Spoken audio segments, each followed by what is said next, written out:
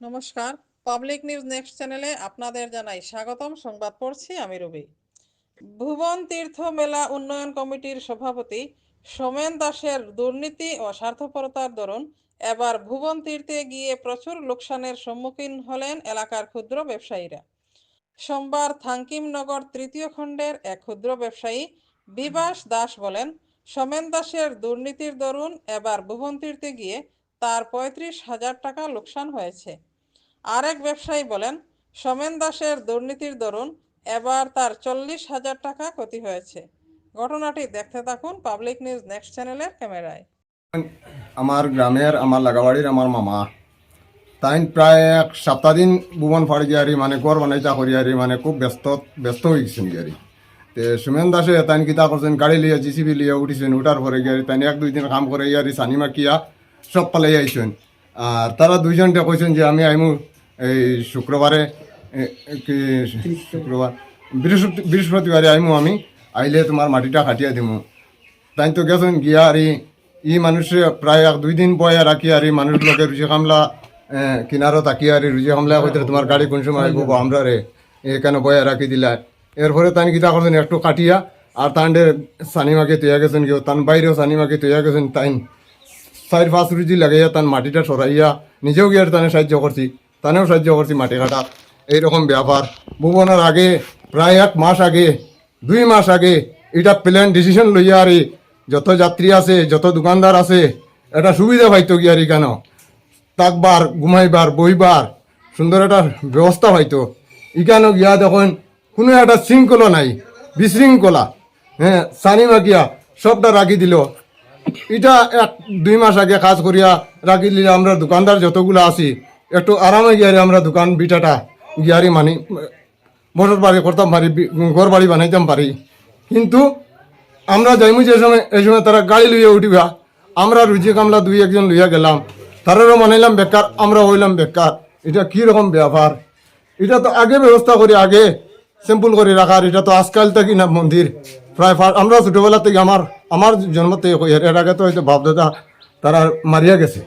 কিন্তু এখনকার যে ব্যবস্থা, এই ব্যবস্থায় মানে কোনো একটা সুবিধা নাই। আগের ব্যবস্থায় যে সময় আমরা ছোটবেলা গেছি কত সুন্দর ব্যবস্থায় হিন্দু পরিষদে খিচুড়ি খাওয়াইছে, আমরা যে পরিচালনা করছি, আমরা তারা মাল সামান বুকিছি, আমরা এই সময় দোকান ভাট দিছি না, কিন্তু এত সুন্দরে চলছে। আর এখন এত দুর্নীতি, ভুবন গিয়ে কোনো একটা সাফ সল্লা কোনো কিছু নাই। ডিসি না যে সময় তাকছেন ভক্তগণ গেলে ওইখানে টেবিল লাগে তান সপরিবারে আমরা রে সেবা করাইছেন, আরও মানুষের সেবা করাইছেন, দেশের মানুষের সেবা করাইছেন। এখন গিয়া এটা কোনো শৃঙ্খলা নাই, আলোক আলোক সব সিস্টেম। এত দুঃখ পাইছি। এরপরে মেলার সিজন আইছে, মেলা লাগি গেছে গিয়ারি, হিন্দুস্তানি মেলা লাগি গেছে গিয়া। রাত্রে তাইন যে পুরানা ব্রিটিশ থেকে যে রাস্তা আছে এই রাস্তাটারে তাইন বেড়া দিয়ে রাখি দিছেন। আমরা দোকানপাট তান দোকান ওই কিনারে কন্যারে বানাইছেন, তাই ওইদিকে একটা রাস্তা কাটিয়ে দিলেছেন। তান দোকান তান বাইরে বড় বাইরে ছোট বাইরে বয়া রাখিছেন। তাই নিলে প্রেসিডেন্ট তাই তো ওদিকে মন্দিরের দিকে এইদিকে তান বাইন ধরে বয়াইছেন, তান দোকান ফরওয়ার্ড করে বয়াইছেন লাইনে। আর আমরা দোকানের সামনে গেট। এটা কীরকম ব্যাপার? আমরা গরিব দুঃখী, আমার প্রায় 35,000 টাকা লস হয়েছে এই বছর ভুবনও। আমি গেছে বছর 20,000 টাকা পাইছি বান্দরতলে বইয়া হইয়ার, 20,000 টাকা পাইছি। এই বছর আমার 35,000 টাকা লস হয়েছে। এরপরে গাড়ি একটা নিছি আমি, আমার নিজের পার্সোনালি আমি আমার গাড়ি নিছি। ওইখানে বাড়ি আছে আমার দাদার, থান ছেলেরা কইছি আমার একটা গাড়ি দিবেনি। বাট কইছে কাকা আমি গাড়ি দিমু তোমারে, তুমি যাইবে আমার গাড়িয়ে। আমি কেন গেছি গাড়িয়ে, যাওয়ার পরে 2,000 টাকা দিছি তারে ফাইন্যান্স গাড়ি নিয়ে আমার এখানে উঠানির পরে কইছে কাকা তুমি যেটা পয়সা রয়েছে এটা এখন দিও না, ফরত দিব দিবা। কইলাম না, তোমার পয়সা লইয়া যাও, কি লেনদেন ক্লিয়ার করিলে এখন পরে নিবাই আমার ভরে দিবাই। বলে তোমার টিপ আমি মারিয়ে দিমু, সবার আগে তোমার টিপটা মারিয়ে দিমু।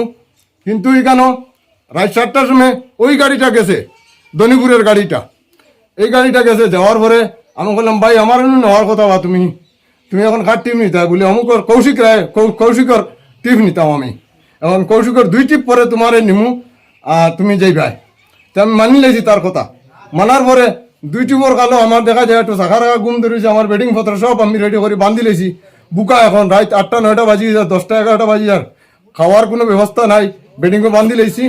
এখন কুলিয়া যে খাইতাম যে বাচ্চা কাচ্চা লগে বউ বাবুর সব লগে, কিন্তু খাওয়ার কোনো ব্যবস্থা নেই, উপবাস। হঠাৎ আমার ঘুম ভাঙিছে, দেখছি গাড়িটা আইছে, আবার পরে গেছি আমি নিচে, আমার লোক এই মানুষ আসলো, এই মানুষ আসলো, এই মানুষ 4জন আসলা, তারা কইতে পারে না গাড়ি যে আইছে করি আরি। আমি তারা গিয়া কইছি গাড়ি তো নিচে আই গেছে বা শব্দ পাইছি, গেছি কেন যাওয়ার পরে ড্রাইভারটি জিজ্ঞাসি কিতা বা তুমি নি আমার কইলে 2 টিপ মারিয়ে দিতে, এখন কিতা ব্যবস্থা? বলে না এখন তো টান আরেক টিপ মারিয়া তে তোমার ভরে দিমু। তে এখানে তর্কাতর্কি হয়েছে, আমরা ওর পরে ওই কৌশলের কাছে ড্রাইভারে পয়সা খুঁজিছে, খুঁজার পরে কইছে এখানে তো আমি দায়দারি করি আর খালি। ও আমি সুযোগ পাইয়া কইলাম তুমি বন কামর সব কন্ট্যাক্ট রাখছো, এলাকি আমরা পিছিয়ে ফেলাইছো, এখন আমরা বাল বাচ্চা উপাস আর সালের সানি সরাই দিছি, কুয়াশা খাইয়া ঠান্ডা হাওয়া ভুবন কিরকম হাওয়া, 1 ঘন্টা ঝাড়া যায় না হাওয়া, গরম দিনে লেপ তুষক লাগানি লাগে ভুবন।